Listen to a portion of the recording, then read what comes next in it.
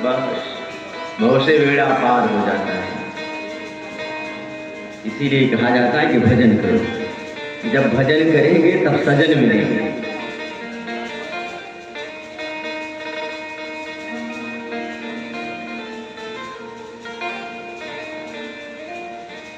कल के सत्र में कथा चल रही थी सती चरित्र, ध्रुव चरित्र आदि ध्रुववंश। महाराज ध्रुव 5 वर्ष की अवस्था में भगवान को प्राप्त कर लिया। ध्रुव जी महाराज के लिए विमान आया तो मृत्यु देव प्रकट हो गए। महाराज मृत्यु लोक है ये, बिना मुझे स्पर्श की आप सह शरीर नहीं जा सकते। ध्रुव जी ने बुलाया, मृत्यु को विमान के नीचे बैठा दिया। मृत्यो मूर्धिनं पदं दत्त्वा आरुरोहाद्भुतं गृहम्। मृत्यु के सिर पर पैर रखकर ध्रुव जी महाराज विमान में जा बैठे। भक्ति में वो शक्ति है बंधुओं कि मृत्यु को भी सिर झुकाकर प्रार्थना करनी पड़ती है।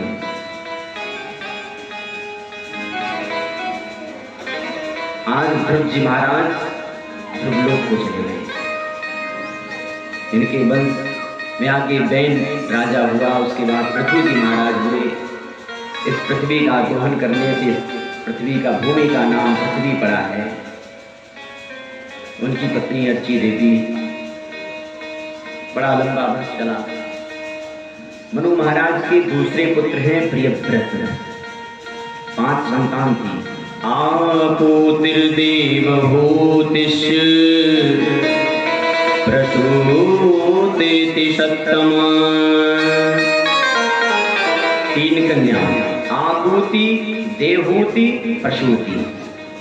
2 पुत्र, उत्तान पादौ 1, प्रियव्रत 2। कल 3 पुत्रियों का चरित्र और 1 पुत्र उत्तानपाद का चरित्र हम सब ने श्रवण किया। आइए दूसरे पुत्र की कथा को देखते हैं। दूसरा पुत्र है प्रियव्रत। अच्छा, प्रियव्रत कहते किसे हैं? प्रिय माने अच्छा, व्रत माने प्रतिज्ञा, संकल्प।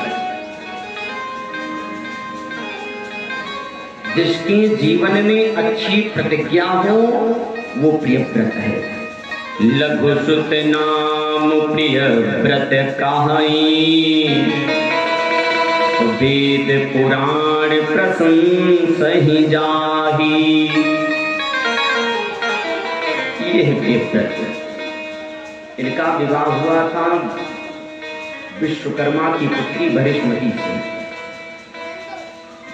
एक बार महाराज प्रियव्रत बैठे बैठे सोच में पड़ गए कि रात्रि हो जाती है। एक तरफ दिन, एक तरफ रात्रि।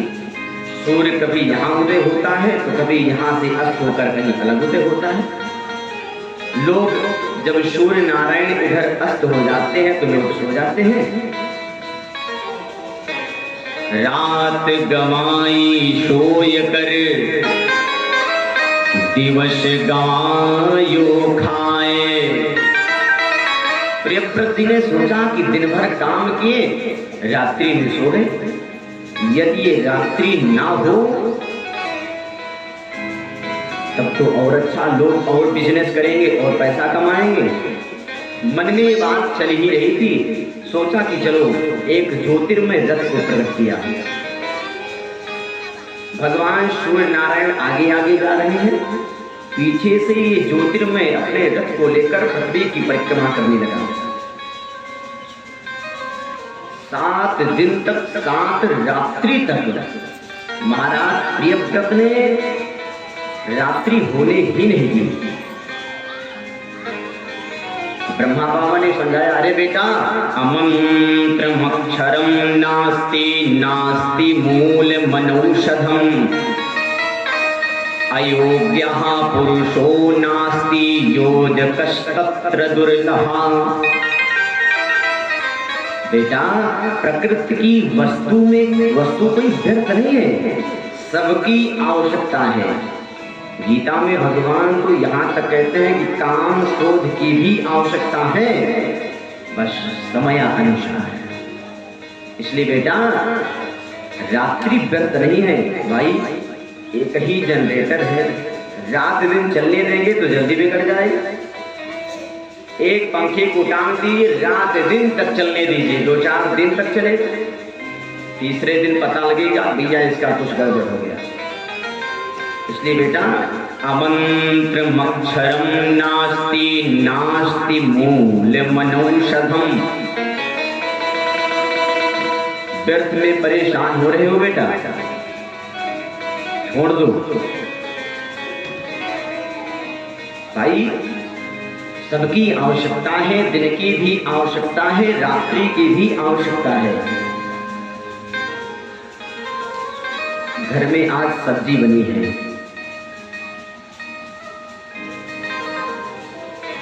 नमक का डिब्बा और शक्कर का डिब्बा दोनों पास में सेम एक ही तरह के एक ही कलर के डिब्बे हैं, उसमें भी 1 चम्मच लगा है उसी नाप का शक्कर में भी 1 चम्मच लगा है।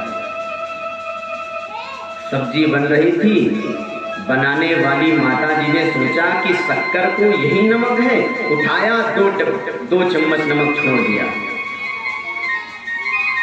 खाने वाले को दिया गया तो लोगों ने कहा, ओ भैया आपके घर में मीठी सब्जी बनती है क्या?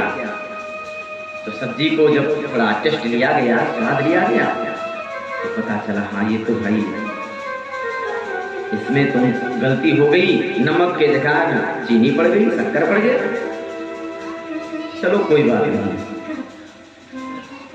दूसरे दिन खीर बन रही थी, दशमई। आज मैया जी ने डब्बे को उस किनारे कर दिया, शक्कर ना छोड़कर 4-5 चम्मच बढ़िया नमक छोड़ दिया। खाने वाले को फिर दिया गया तो लोगों ने कहा, कहो भैया आपके घर में खट्टी खीर बनती है क्या? माता जी को फिर टोका गया तो माता सोच में पड़ गई, रोज गलती, कल भी सुनने को मिला, आज भी सुनने को मिला,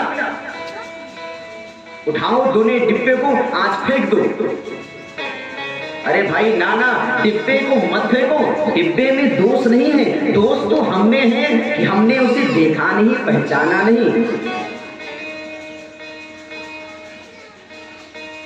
ये डिब्बा कहाँ रखा है, कैसे है? इसलिए बेटा प्रकृति की कोई दोष नहीं है। अमंत्रमक्षरम नास्ति नास्ति मूलमनौषधम। ब्रह्मा जी बार बार समझाने लगे तो महाराज प्रियव्रत ने छोड़ दिया। ठीक है महाराज। प्रियव्रत जब पृथ्वी की 7 प्रदक्षिणा किए तो जो चक्के, रथ के चक्के थे जो बीच में गहरा होता गया वही 7 समुद्र हो गया। जो किनारे किनारे मिट्टियां उठती गईं वही 7 पर्वत बन गए। जम्बूद्वीप, प्लक्षद्वीप, सालमलद्वीप, क्रौंचद्वीप, कुशद्वीप, पुष्करद्वीप, ये 7 द्वीप हैं। और 7 समुद्र, खारे जल का समुद्र, मीठे जल का समुद्र, एक के रस का समुद्र, मदिरा का समुद्र, घी का समुद्र, दही का समुद्र और दूध का समुद्र। 7 समुद्र की संरचना हुई है। महाराज प्रियव्रत ने ब्रह्मा जी के बार बार समझाने से छोड़ दिया। समय आने पर धीरे धीरे महाराज प्रियव्रत को 10 पुत्र हुआ और एक पुत्री। पुत्री का नाम है ओजस्वती। सबसे पुत्र है महाराज, सबसे बड़े पुत्र है आग्नेय। आग्नेय का विवाह हुआ है पूर्व चित्ती नामक अप्सरा से। देखने में बड़े सौंदर्य थे महाराज आग्नेय। एक अप्सरा मोहित हो गई, इनके साथ विवाह हो गया। आग्नेय का विवाह हुआ और उनमें से 9 पुत्र हुए। सबसे बड़े पुत्र हैं नाभि। नाभि का विवाह हुआ है मेरु देवी नामक कन्या से। महाराज नाभि जब विवाह तो हो गया लेकिन संतान नहीं हो रही है, क्या किया जाए? चौथापन आ रहा है लेकिन अभी तक एक घर में एक संतान, एक बच्चे भी जन्म ना लिए। संत महात्माओं ऋषि मुनियों के कहने से भैया पुत्रेष्टि यज्ञ करवा लो। पुत्रेष्टि यज्ञ करवाया गया। भगवान प्रकट हुए। बोलो नाभि क्या चाहते हो? महाराज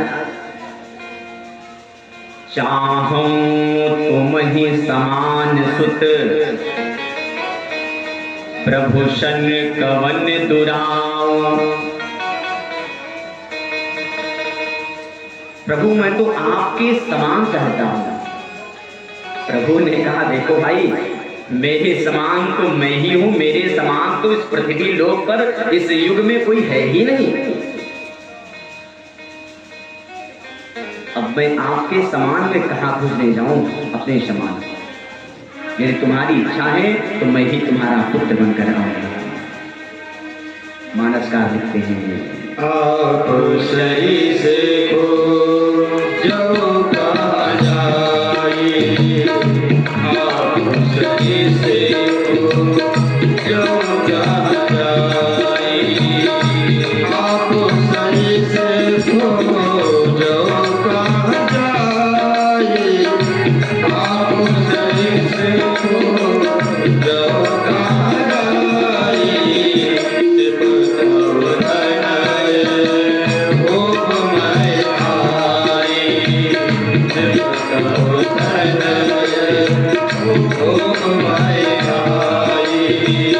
आप सही से को जो कहा जाए।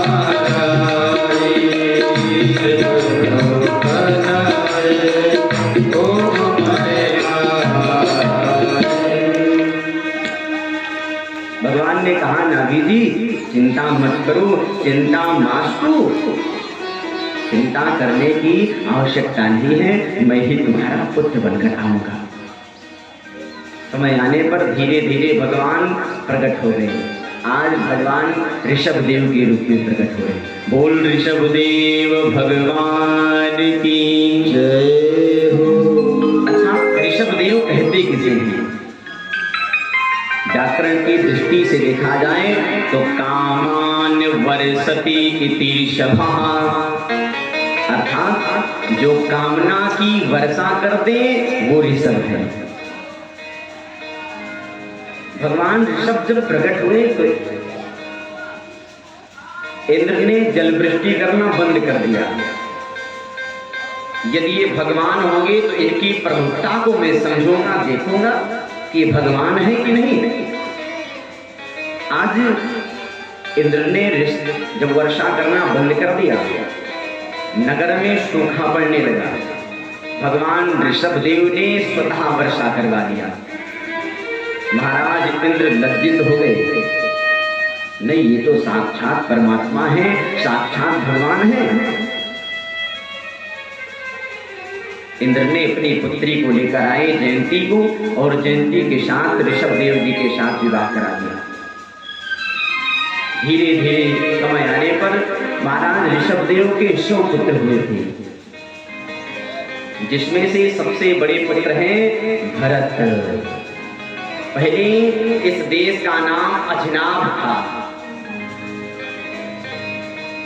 लेकिन महाराज ऋषभ देव के बड़े पुत्र, प्रथम पुत्र होने के नाते इस देश का नाम भारत पड़ा। हमारे देश में 3 भारत पाए गए, भरत पाए गए। अच्छा, लोग कहते हैं, इतिहास में पढ़ा जाता है कि शकुंतला के पुत्र का नाम भरत, इसलिए इस देश का नाम भारत है। लेकिन नहीं, भागवत जी के पंचम स्कंद के 6वें अध्याय में 13वां श्लोक। स्वयं व्यास जी कहते हैं ऋषभ देव जी के प्रथम पुत्र भरत, इसलिए इस देश का नाम भारत पड़ा। अहो भुवः सप्त समुद्रवत्या द्वीपेश वर्षेश वधपूर्णमेतत्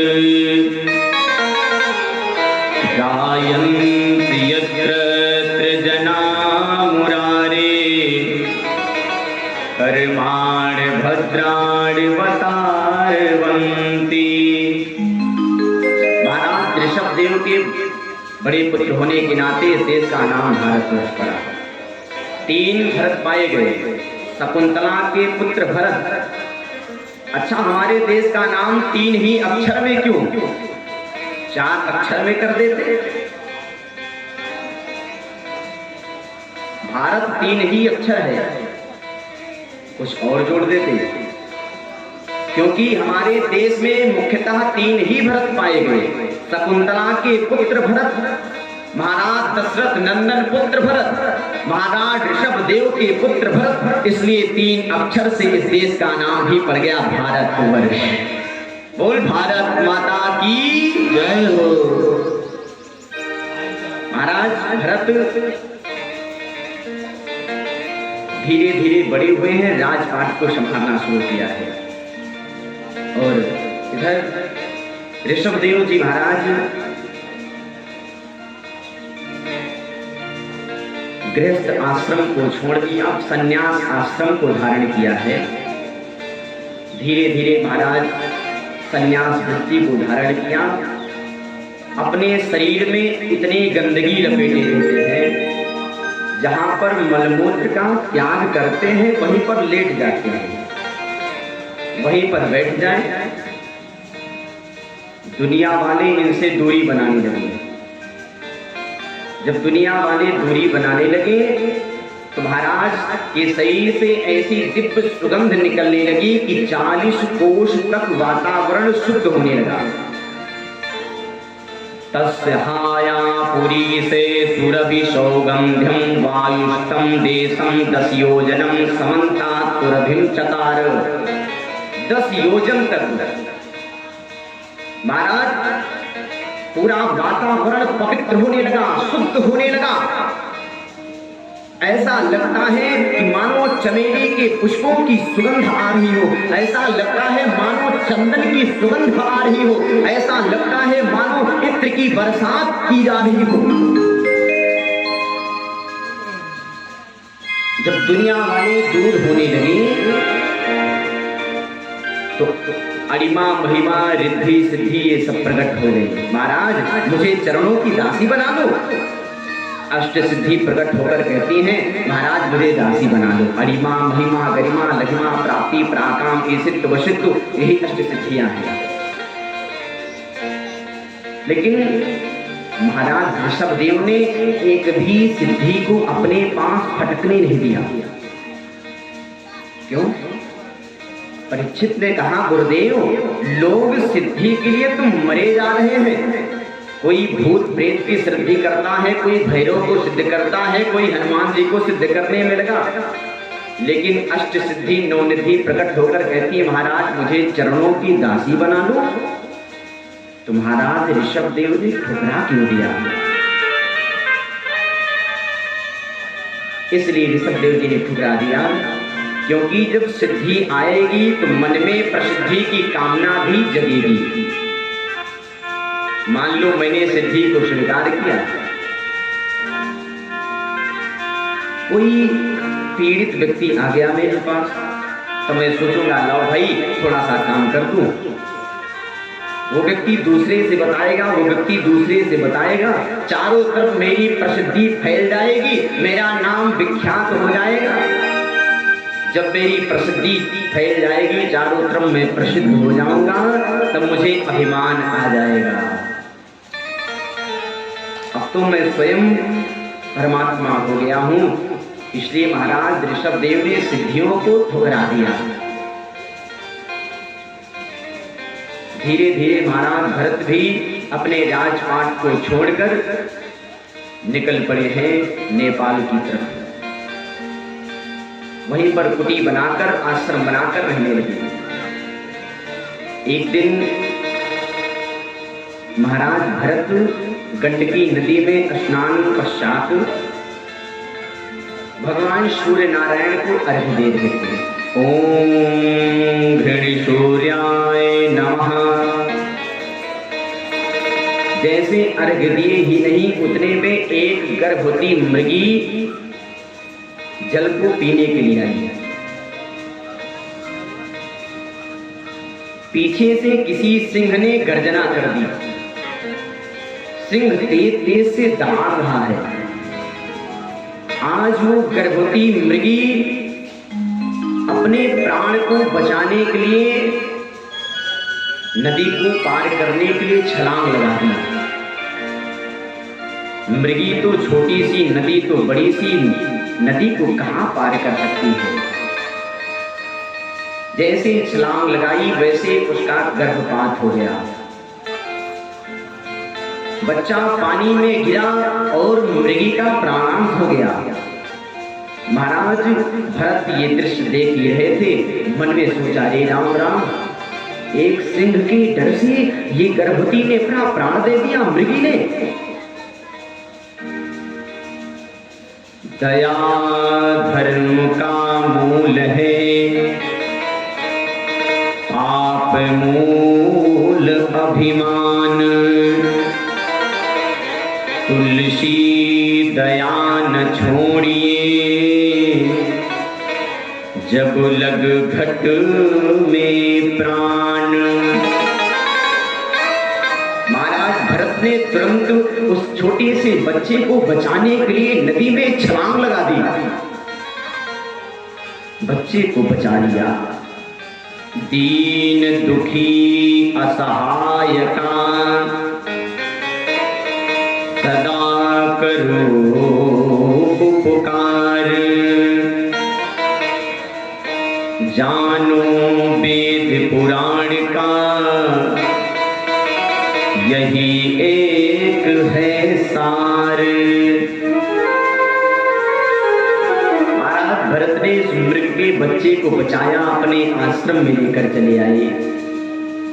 धीरे धीरे अब उस बच्चे को कोमल कोमल घास, कोमल कोमल पत्ते तोड़कर खिलाते हैं।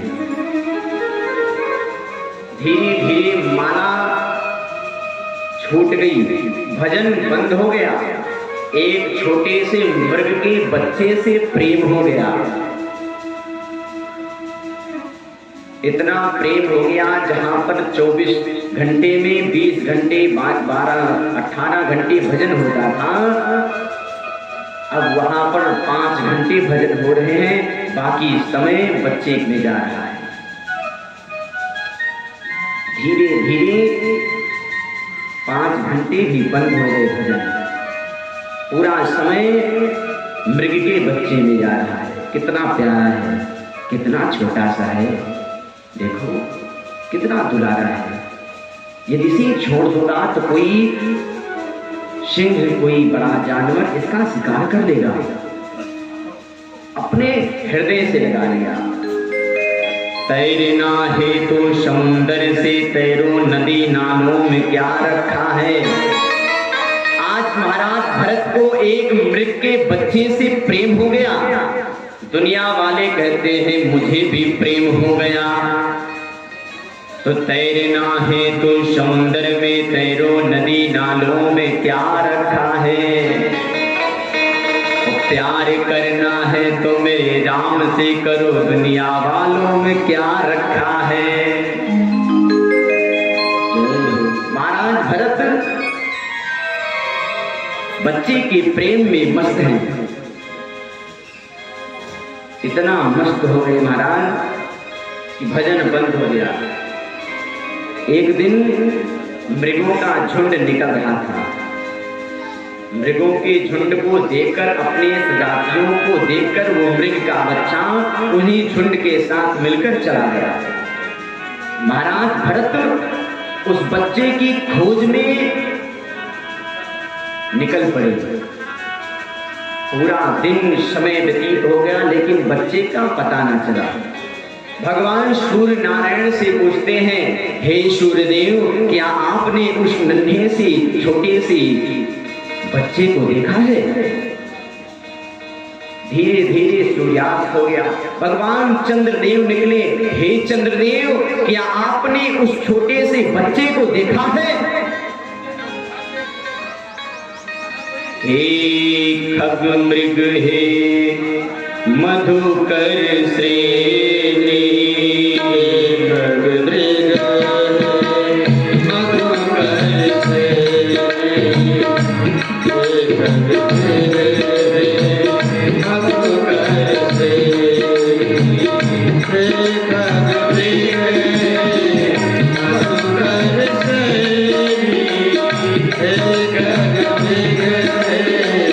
खग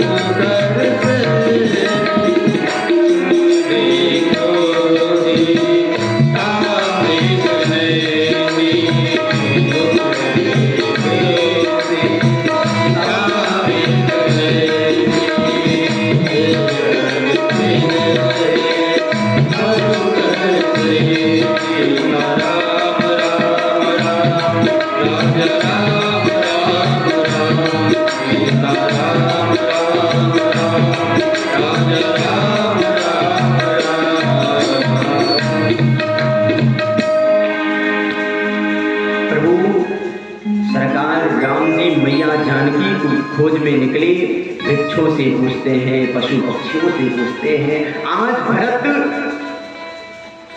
सूर्य नारायण से, चंद्रदेव से, पक्षियों से, वृक्षों को पकड़ पकड़ के रो रहे हैं, क्या आपने उस नन्हे से छोटे से बच्चे को देखा है? हवा की झोंक आती है, वृक्ष सब हिलने लग जाते हैं। महाराज भरत बच्चे की याद में धीरे धीरे अंतिम समय आया और उसी मृग की याद में महाराज भरत का प्राणांत हो गया। प्राण पखेरु उड़ गए। अंते यामते सागति, अंतिम में चिंतन मृग का हुआ तो अगला जन्म मृग योनि को जाना पड़ा। एक मृगा के संग ते भरत धरी मृग देह, तुलसी उनकी कौन गति, जो घर घर करत स्नेह। महाराज भरत आज मृग की याद में मृग बन गए। इसीलिए कहते भैया, प्रेम करना है तो जानवरों से मत करो, प्रेम करना है तो मेरे राम से करो, घर वालों से करो। मृग की याद में महाराज भरत मरे तो मृग बन गए, कुत्ते की याद में हम मरेंगे तो हम भी कुत्ता बनेंगे। आजकल लोग गाय ना पालकर घर में कुत्ता पालने लग गए। बड़े बड़े शहर में जाओ, सिटी में जाओ, देखो कुत्ते को 4 व्हीलर में लेकर घुमाते हैं, स्कूटी में लेकर घुमाते, बीच में गैप होता है, उसी में हेडलाइट कभी इधर कभी उधर देखता रहता है। कौन है? रोगी है। क्या हुआ? बीमार हो गया। कुत्ता बीमार हुआ तो स्वयं डॉक्टर को यहाँ लेकर जाएंगे। यदि बच्चा बीमार हो गया तो किसी से कहेंगे बच्चे को लेकर चले जाओ।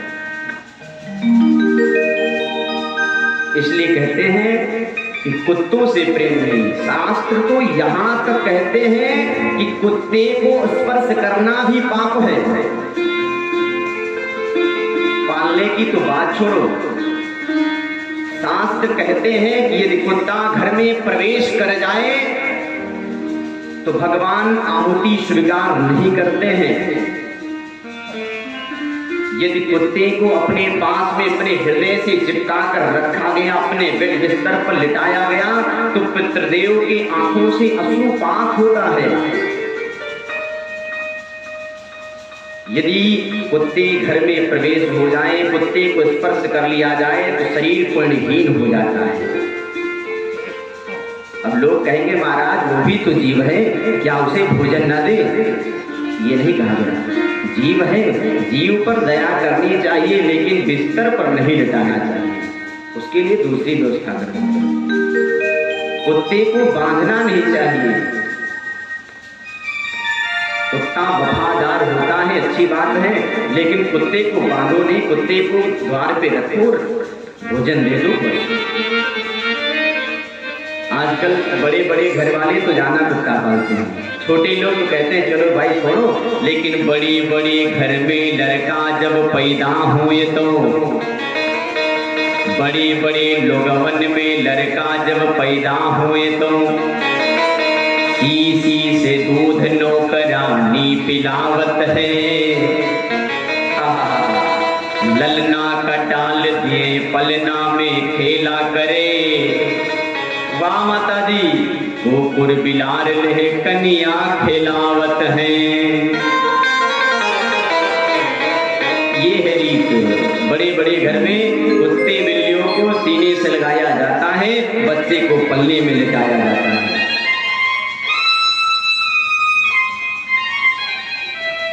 कहते हैं भगवान गीता में कहते हैं 8वें अध्याय में 6वां श्लोक कि यम यम वापि स्मरन् भावम् त्यजत्यन्ति कलेवरम् तं तमैवैति कौन्तेय सदा तद्भावो भाविता,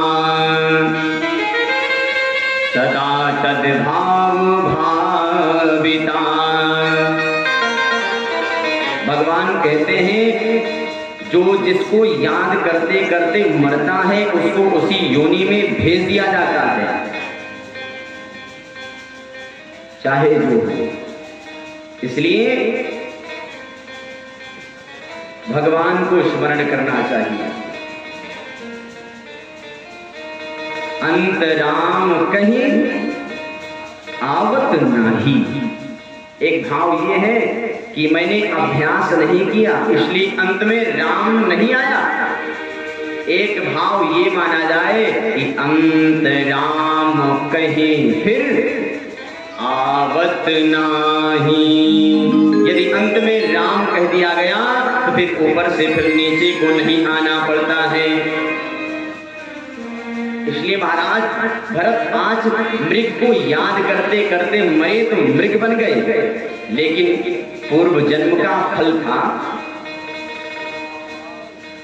पूर्व जन्म की स्मृति बनी रही, यादें जो हैं बनी रही। धीरे धीरे मृग योनि को भी समाप्त कर दिया, छोड़ दिया प्राण। तीसरा जन्म मिला तो फिर एक पंडित जी के यहाँ जन्म मिला है। 9 भाई थे, लेकिन पढ़ लिख कर सभी भाई तो वेद पाठी ब्राह्मण हो गए, लेकिन महाराज भरत गायत्री मंत्र भी याद करके नहीं सुनाया। पिताजी ने कहा बेटा मंत्र बोलो, ओम भूर्भुवः। इतना भी ना बोल पाऊंगी।